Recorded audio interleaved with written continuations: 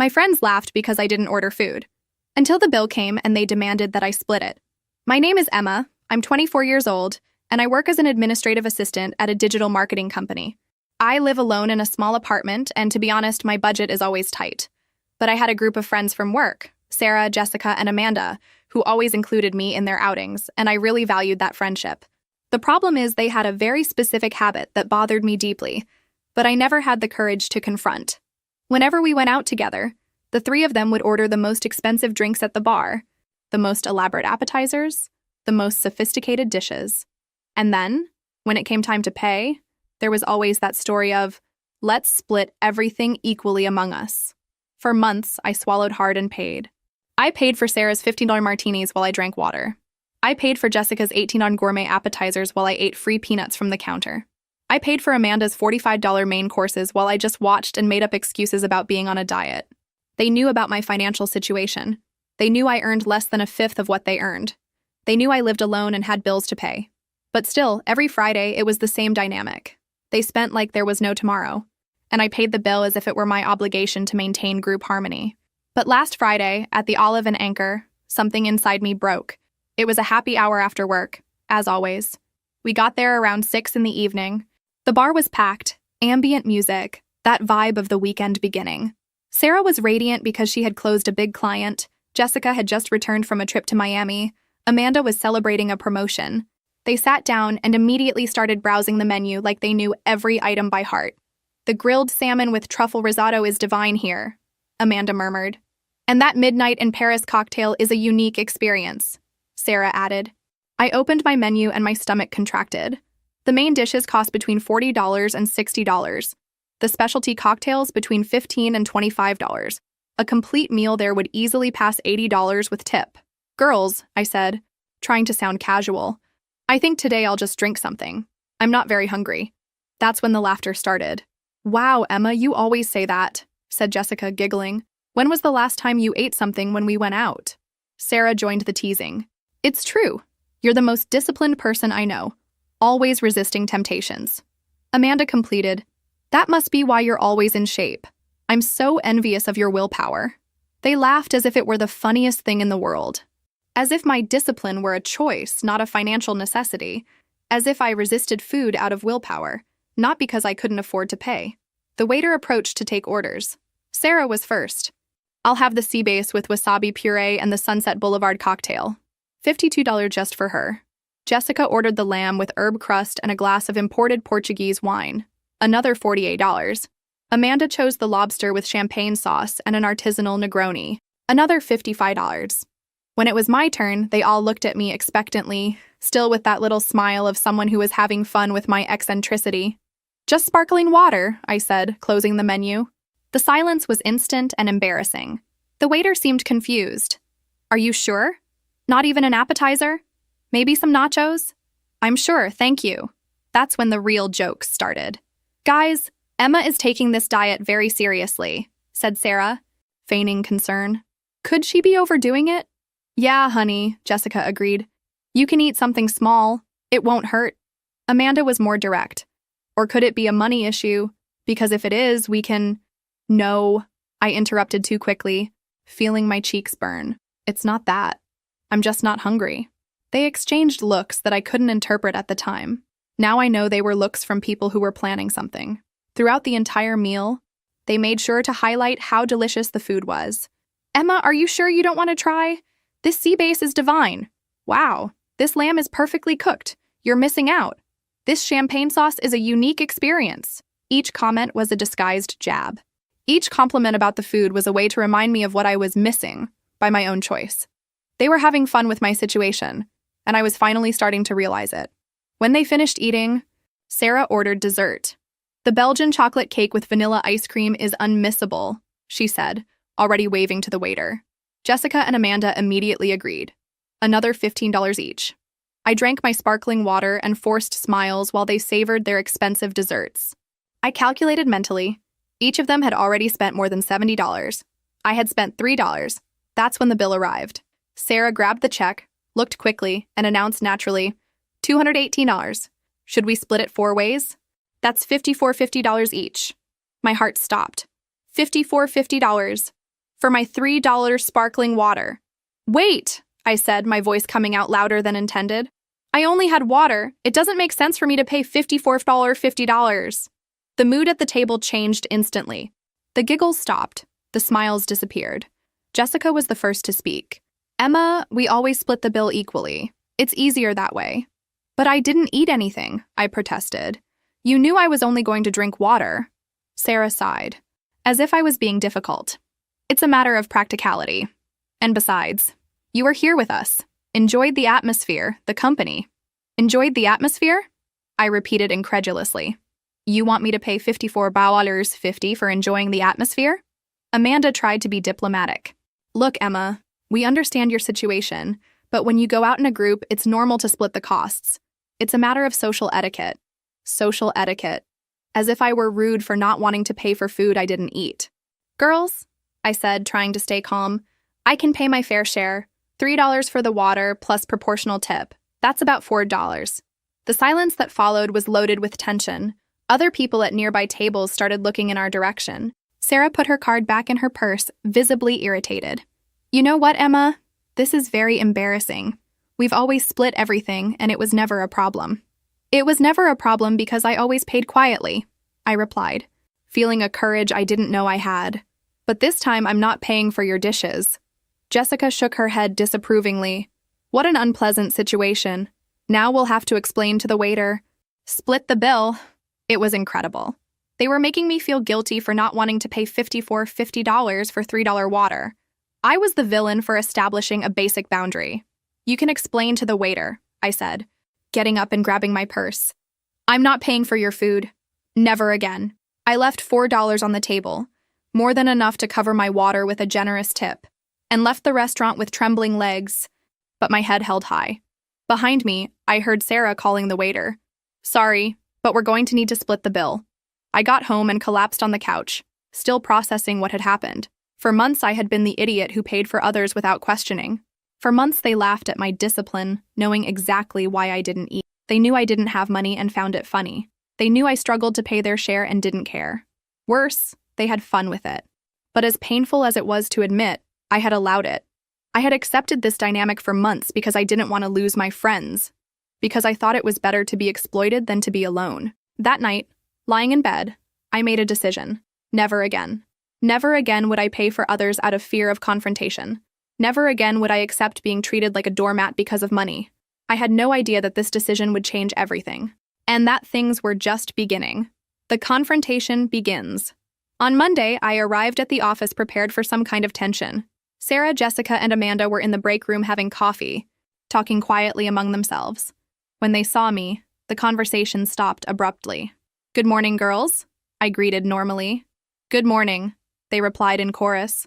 But the atmosphere was strange, cold. Throughout the morning, I noticed sideways glances, whispers that stopped when I approached. At lunchtime, they left together without inviting me, something that had never happened before. It was Carla from HR who told me what was going on. Emma, she said, approaching my desk at the end of the afternoon. Can I talk to you for a minute? We went to the empty meeting room. Carla closed the door and sat across from me with a worried expression. Look, I don't know if I should tell you this, but the girls are spreading that you caused a scene at the restaurant on Friday, that you refused to pay your share of the bill and left them in an embarrassing situation. My blood boiled. They said that? Sarah was in the kitchen telling a bunch of people that you all went to dinner together, and when it came time to split the bill, you made a drama because you didn't want to pay. According to her, you always accept invitations but then make trouble when it's time to pay. I was shaking with rage. They had completely distorted the story. In their version, I was the freeloader, the one who caused problems over money. Carla, can I tell you what really happened? She nodded, and I told her everything. How they always ordered the most expensive things, knowing my financial situation. How I always ended up paying for others. How on Friday I finally established a limit by refusing to pay $54.50 for $3 water. Wow, said Carla when I finished. That changes everything. They really made it seem like you were the problematic one in the story. And now everyone in the office must be thinking I'm stingy and difficult. Carla sighed. Some colleagues did comment. But now that I know your version, I can talk to some people, clarify things discreetly. I thanked Carla, but I knew the damage was already done. Their narrative had spread first, and it was always harder to correct a distorted story than to tell the truth from the beginning. During the rest of the week, I felt the environment changing around me. Some people treated me with subtle coldness. Others avoided talking about money or plans to go out when I was around. Sarah, Jessica, and Amanda acted as if nothing had happened, but no longer included me in conversations about outings or events. That's when I received an unexpected invitation. On Thursday, my phone buzzed with a message from a number I took a while to recognize. It was from Brenda, a colleague from finance who I rarely talk to beyond basic greetings. "Hi, Emma. A group of us is going to have a happy hour on Friday at Rusty Anchor. Nothing too fancy, just to relax after the week. Want to come?" I hesitated. After everything that had happened, the idea of going out with work colleagues made me anxious.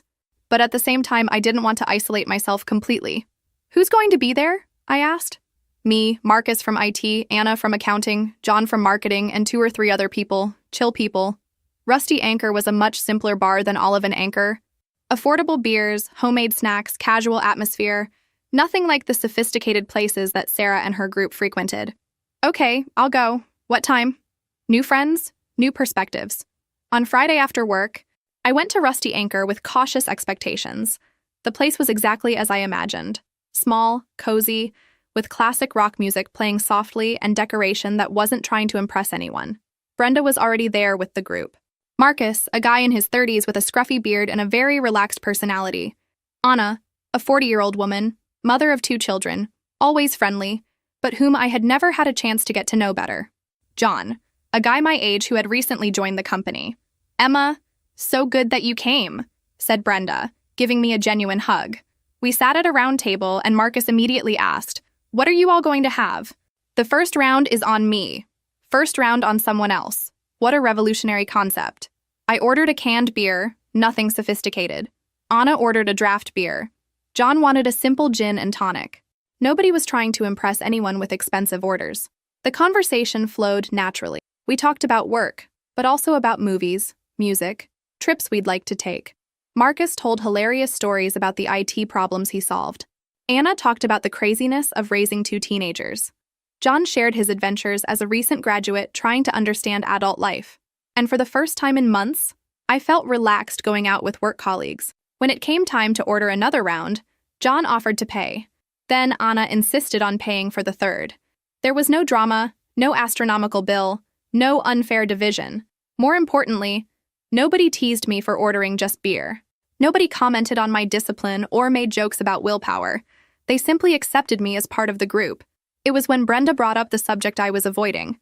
"Emma," she said during a pause in the conversation, "can I say something? I know it's none of my business, but I heard some comments at the office about that situation at the restaurant last week." My stomach contracted. Marcus, Anna, and John looked at me with genuine interest. Not malicious. "What situation?" asked Marcus. I sighed. "I went out with some colleagues last Friday and there was drama when it came time to split the bill." "What kind of drama?" Anna wanted to know. I hesitated, but something about their welcoming manner encouraged me to tell the truth. I related the whole story. The months paying for others, the teasing about my discipline, the demand to pay $50 for water, my refusal, and the distorted narrative that spread afterward. When I finished, there was a moment of silence. "Man," said Marcus, "that's messed up. They really made you pay for the others for months? And on top of that, they spread that you were the problematic one?" John added, indignant. Anna shook her head. "That's exploitation. And I thought it was just in my head." "What do you mean?" I asked. "I've gone out with them a few times," Anna explained. "I always thought there was something strange. They always ordered the most expensive dishes, and there was always that pressure to split everything equally. I stopped accepting invitations because it was getting heavy for my budget." "Me too," said Brenda. "I went once and spent almost $100 in one night. Never wanted to repeat that." Marcus laughed humorlessly. "They tried to invite me a couple of times, but I always made excuses. I had a strange feeling about it." John agreed. "Yeah, I noticed that there are people in the office who kind of avoid going out with them. Now I understand why." I wasn't alone. Other people had noticed the toxic pattern of Sarah, Jessica, and Amanda. Other people had distanced themselves because of it. "You know what irritates me most?" said Anna. "They earn much more than most of us and still make others pay for their luxuries." "Exactly," Marcus agreed. "If they want to eat at expensive restaurants, they should pay out of their own pocket. not exploit colleagues. You did the right thing, Emma, said Brenda firmly. You had to establish boundaries. For the first time since Friday, I felt validated. My reaction hadn't been exaggerated. My boundary hadn't been unfair. I had done the right thing. We stayed later than planned, talking and laughing. When it came time to leave, the total bill was less than $40 for 5 people. We split it equally, $8 each. And there was still enough left for a generous tip. $8. A whole night of genuine fun for $8. The war escalates. Throughout the following week, our new friendship solidified. Marcus created a WhatsApp group called Rusty Crew, and we started planning more casual outings. A coffee after work here, a snack there, hallway conversations that naturally extended. It was incredible how different it was to have friendships without financial pressure. When we went out, everyone ordered what they wanted and could pay for. If someone was tight one month, the others understood and adjusted plans. If someone wanted to spend more, they paid their own bill without involving others. But things with Sarah, Jessica, and Amanda were far from over. On Wednesday, I received a message from Sarah on WhatsApp. Hi, Emma. We're going to have a barbecue at my sister's house on Saturday. It'll be very casual. Everyone brings something. How about it? I stared at the message in disbelief. After a week of total coldness, after spreading lies about me, now they wanted to include me again? Hi, Sarah.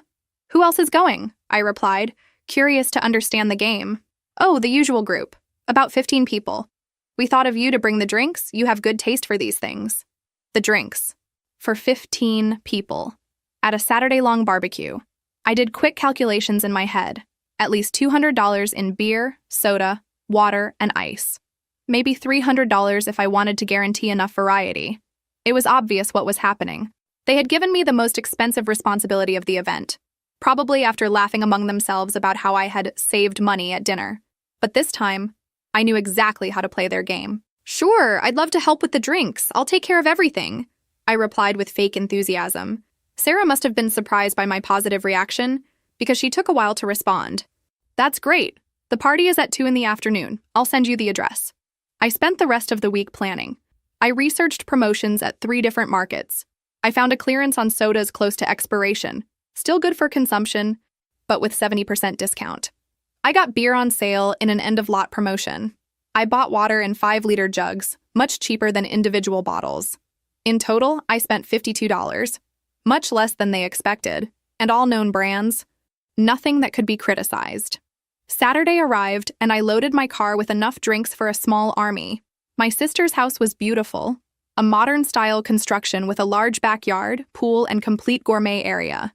Wow, Emma, you really went all out, said Amanda when she saw me unloading the drinks. There was something in her tone that I couldn't identify. Sarah appeared wearing a summer dress that cost more than my weekly income. Such efficiency. Look at the variety you brought. Jessica approached to help organize everything on a side table. Very well thought out, separating by type. It looks super organized. The barbecue was really good. People brought elaborate salads, gourmet sides, artisanal desserts. My contribution of drinks seemed almost basic next to so much sophistication, but it was fulfilling its role. Everyone was drinking, laughing, enjoying the sun. I talked to some people I didn't know, took photos, participated in activities. On the outside, everything seemed normal, but around 4 in the afternoon, I went to get my purse that I had forgotten in the car, and when I came back through the kitchen, I heard voices coming from the laundry room.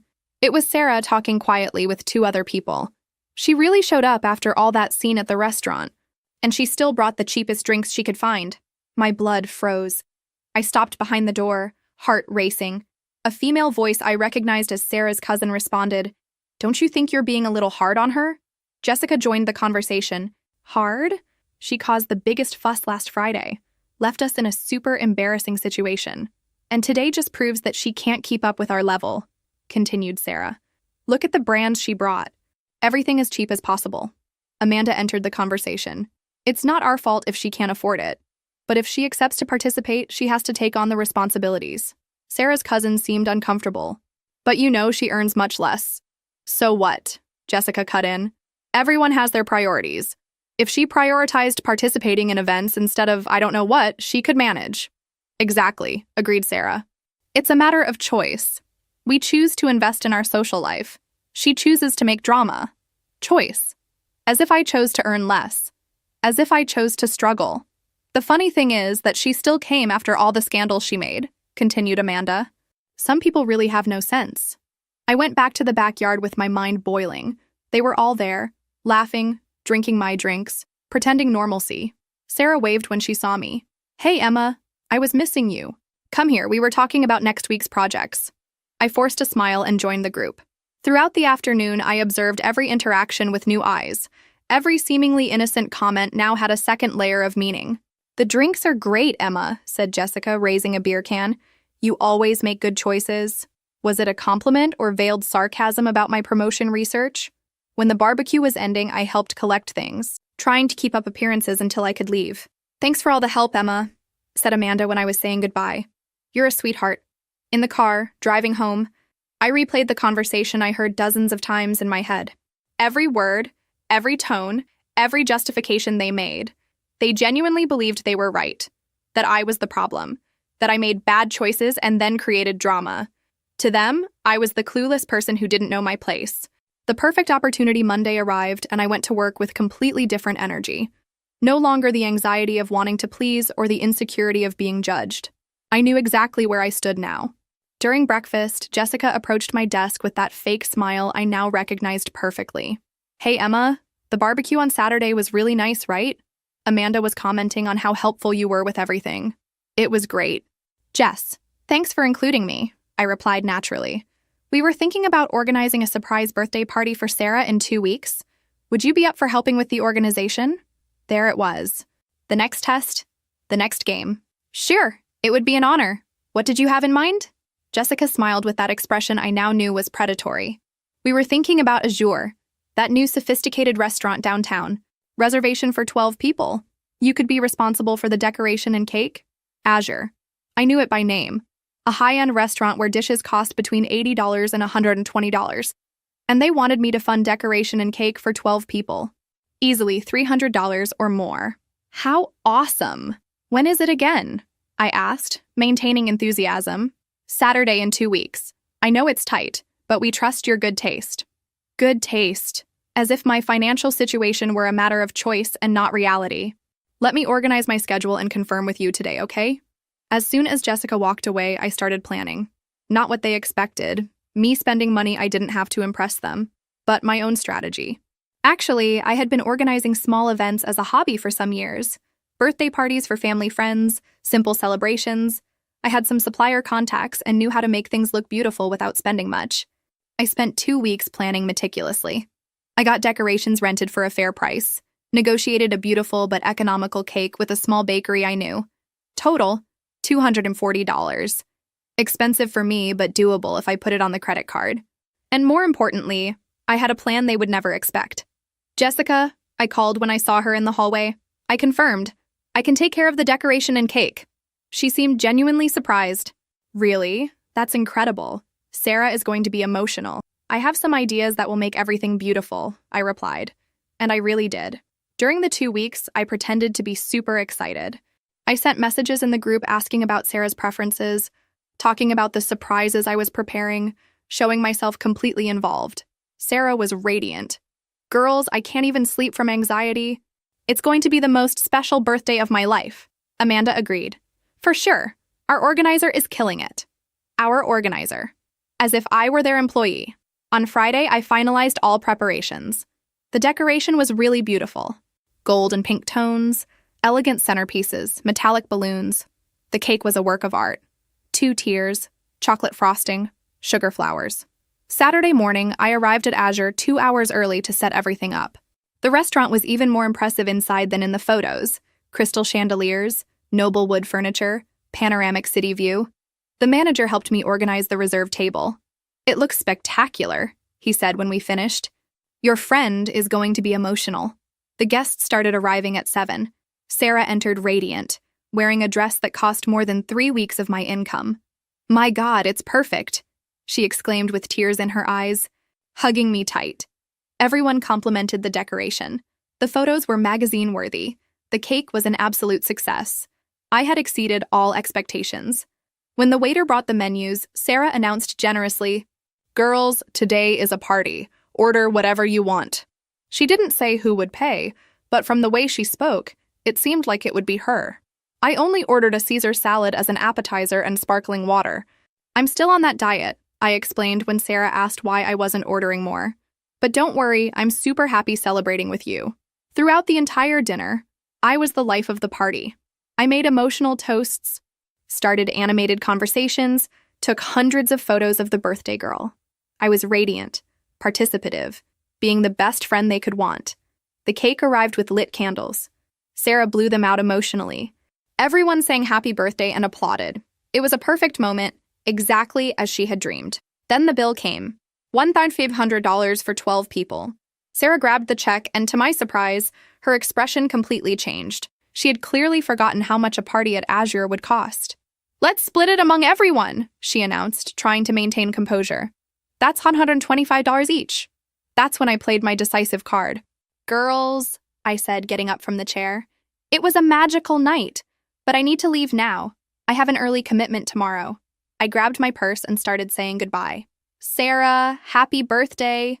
"I hope it was everything you dreamed of." Sarah seemed confused. "But what about the bill?" "Oh, I only had salad and water. I left $20 on the table. Covers my part with a generous tip. My real contribution was already the decoration and cake I organized and paid for. Thank you for letting me be part of this."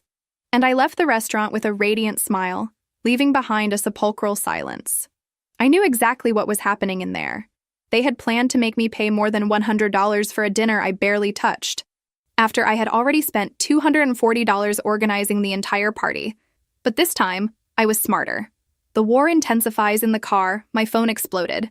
Sarah, Jessica, Amanda, all calling at the same time. I let them all go to voicemail.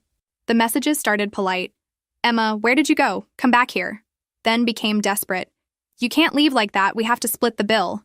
And finally became aggressive. "How rude. You organized the party. You have an obligation to stay until the end." I only replied to one message. "Girls, I organized and paid for all the decoration and cake.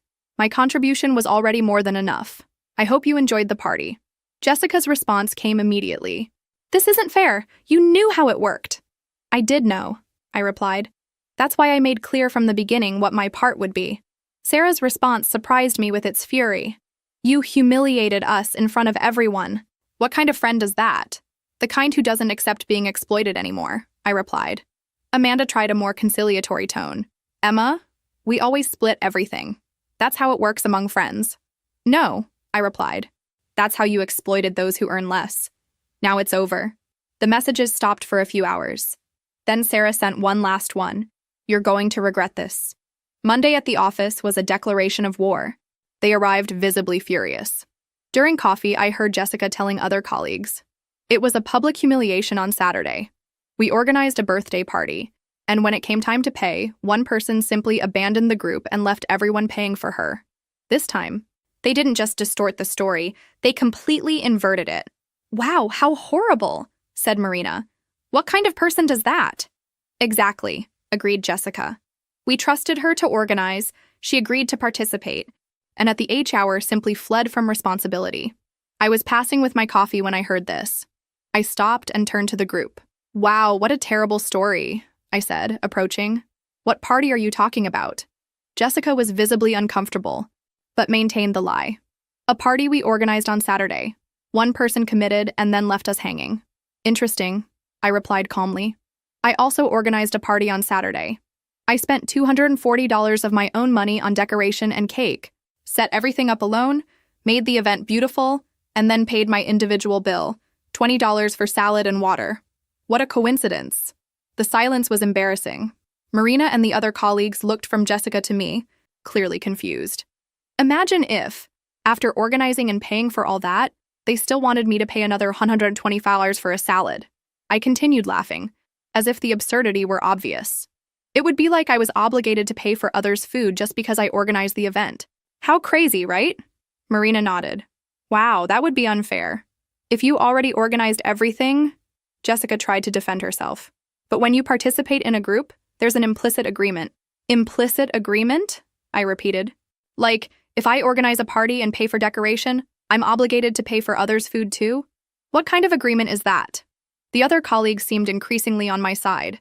Jessica realized she was losing and walked away, irritated. But that was just the beginning. Throughout that week, Sarah, Jessica, and Amanda intensified the campaign against me. They spread increasingly distorted versions of the story. According to them, I was a freeloader, irresponsible, someone who accepted responsibilities and then ran from them. Emma has always been weird about money. I heard Amanda commenting in the break room. She accepts invitations but then makes a fuss when it's time to pay. It's a behavioral pattern, agreed Sarah. We tried to include her out of pity, but it got to a point where it wasn't possible anymore. Out of pity. As if they were charitable, including me in their groups. Some people in the office started treating me coldly. Others avoided talking about money when I was around. The environment became heavy, but I wasn't alone. Marcus, Brenda, Anna, and John, my new group of friends, were indignant when they learned about the new version of the story. They're spreading that you organized a party and then refused to pay? Asked Marcus, incredulous. When you had already paid for the organization? It's impressively dishonest, said Brenda. Distorting facts like that. Anna shook her head. They really think they can rewrite reality. It was John who suggested, you know what you should do? Show the receipts for decoration and cake. Then everyone sees how much you spent. It was a good idea. I had kept all the receipts. On Thursday, when I heard Sarah telling a particularly distorted version of the story in the break room, where I was a freeloader who organized a cheap party and then refused to pay the bill, I decided to act. Sarah, I said, approaching with a folder in hand, are you talking about your birthday party? She tensed. I was explaining to Carla how some people have no responsibility. Good thing you brought that up, I said, opening the folder. I brought the receipts to show everyone how much it cost to organize. I spread the receipts on the break room table. Rented decoration, $85, personalized cake, $120, flowers and candles, $35. Total, $240. Wow, said Carla, looking at the receipts. You spent all that? Of course, I replied. It was Sarah's birthday. I wanted it to be special. Sarah was visibly uncomfortable. Emma, that's not the point. How is it not? I asked innocently. You were explaining about responsibility. I thought it was important to show that I took my responsibility, organized and paid for all this. And then I still paid my own bill at the restaurant. Carla calculated quickly. So you spent $240 on the party and still paid for your food? Exactly. $20 for salad and water. Total of $260, concluded Carla. And even so, they wanted you to pay another $125? Sarah tried to explain herself. It's that when you participate in a group, but she had already participated. Carla cut in. With $260, more than double what any other person spent. The math was simple and irrefutable. Sarah left the break room unable to defend herself. The truth comes to light. The story of the receipts spread quickly through the office. People began to understand that I wasn't the freeloader in the story. It was the opposite. Wow, Emma spent more than $250 and they still wanted her to pay more? I heard someone commenting. That's a lot of nerve, another person replied. Their narrative began to crumble, but they didn't give up. On Friday, Jessica tried a different approach. She came to talk to me at the end of work. Emma, I think there was a misunderstanding about this whole situation. What misunderstanding? I asked. The issue isn't money, she said. It's about loyalty to the group, about not abandoning friends in a difficult situation. Difficult situation? When you left the restaurant, we were left in an embarrassing situation. We had to explain to the waiter, reorganize the bill. Jessica, I said calmly, I organized the entire party, spent $240 out of my pocket, and still paid my own bill. How is that abandonment? But you left before the end, she insisted. That's not done. It was incredible. She genuinely believed I had an obligation to stay and pay for others' food. What if I had stayed and refused to pay the $125s? I asked. That would be different. At least you would have stayed to talk. To have you pressure me until I gave in? Jessica hesitated. To resolve things civilly. Civilly? Like you're doing now, spreading lies about me. They're not lies, she defended herself. It's our perspective of the facts. Perspective. That's how they justified the distortions. Jessica, can I ask you something? Do you really think it was fair for me to pay $125 after already spending $240? She thought for a moment. When you accept to participate in an event, you accept the responsibilities that come with it. Even spending more than any other person? It's a matter of principle, she said, as if that explained everything. Principle. For them, the principle was that I should pay for others, regardless of how much I had already contributed. I understand, I said. Thank you for clarifying. Jessica seemed hopeful. So can we resolve this? Resolve what? Go back to being friends. Forget all this confusion. There's nothing to resolve, Jessica. You made clear you think it's normal to exploit me financially. I made clear I don't accept that anymore. It's not exploitation, she protested. It's how groups of friends work. No, I replied. It's how you think they should work. She sighed, frustrated. You're being very difficult. I'm being fair to myself. Jessica walked away, clearly irritated. Later, I heard her commenting to Amanda, Emma is impossible. She doesn't even want to talk about resolving things. For them, resolving meant me going back to accepting being exploited. The unexpected success. But while they continued trying to bring me down, something interesting was happening. Several people in the office had seen the photos of Sarah's birthday party on Instagram. The decoration had really been impressive. Emma, said Marina, approaching me on Monday, I saw the photos of the party you organized. It was beautiful. Thank you. Do you do this professionally? No. It was just a favor for a colleague. Because I was looking for someone to organize my sister's wedding. Would you be interested? My heart raced. A wedding. That would be a real opportunity. Sure, I'd love to talk about it. Marina gave me her sister's contact, and we scheduled a meeting for the end of the week. During the week, 2 more people approached me. The director's secretary wanted someone to organize a corporate party. A colleague from finance was planning a quinceañera for her daughter. I was discovering I had real talent for this, and more importantly, I was discovering a way to earn extra money doing something I enjoyed. On Thursday, Carla from HR called me for a conversation. Emma, we're organizing the company's year-end party. Would you help us? It would be official freelance work, of course paid. My heart raced even more. An official opportunity, recognizing my talent. Sure, I'd love to. Everyone was impressed with that birthday party. Even Sarah herself couldn't stop praising your work to management. Interesting. The Sarah who was furious with me was praising my work to the company. It's for 200 people, so it's a big project. We'll schedule a meeting to discuss details. 200 people. A project that could yield significant money and open doors to other jobs. Leaving the meeting, I passed by Sarah's desk. She looked up from the computer, and for the first time in weeks, there was no hostility in her gaze. There was something I couldn't identify. Hi, she said quietly. I heard you're going to organize the company party. Yeah, looks like it. It's quite an opportunity, she said, and there was a note of respect in her voice. I'm excited, I replied. She hesitated, as if she wanted to say something more, but just nodded and went back to work. The turnaround. The year-end party was an absolute success. I received compliments from all levels of the company and $2,000 for the work. More importantly, I got 8 contacts from other companies interested in my services. Sarah, Jessica, and Amanda were at the party, trying to act normally, but the dynamic had changed forever. I was no longer the needy one they could exploit. During the party, several people approached me praising my work. You have natural talent. Have you thought about starting your own company? Give me your contact. Around 10 o'clock, Amanda approached. Congratulations on the party, it's incredible. Thank you, Amanda. We were thinking... She hesitated. How about we talk, just the 4 of us, to clarify things. What kind of clarification? Resolve our problems. Go back to being friends. I stared at her for a moment. Amanda, do you really think I should have paid $125 that night? After already spending $240? She became uncomfortable. It's complicated. No, I said. It's simple. Do you think yes or no? When you go out in a group, there's an understanding. Answer yes or no, I insisted. Amanda sighed. We always split everything. That doesn't answer my question. She looked around, as if seeking support, and finally said, Maybe. Maybe it was a little unfair. A little? Okay, it was unfair, she admitted reluctantly. But you also overreacted. How did I overreact? Leaving like that? Causing embarrassment? It was incredible. Even admitting they had been unfair, they still thought I had overreacted. Amanda, you exploited me for months. When I finally established a boundary, you spread lies about me. And you think I overreacted? They weren't lies, she defended. It was our interpretation. Interpretation? You said I refused to pay after organizing a cheap party. I spent $240. Where's the interpretation there? Amanda looked down. Maybe we expressed ourselves poorly.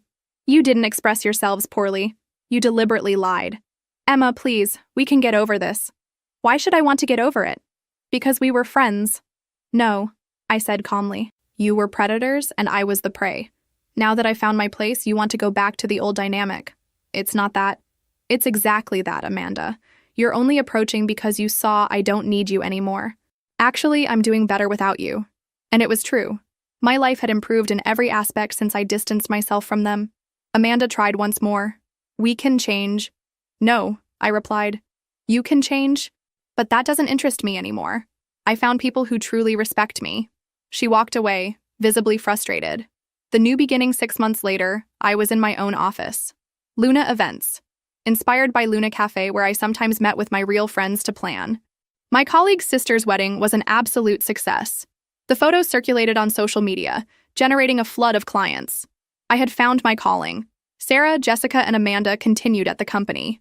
Our paths occasionally crossed in the hallways. The relationship was cordial, but distant. They greeted me politely, sometimes even complimented my work. But there was always an underlying tension. They never fully admitted they were wrong.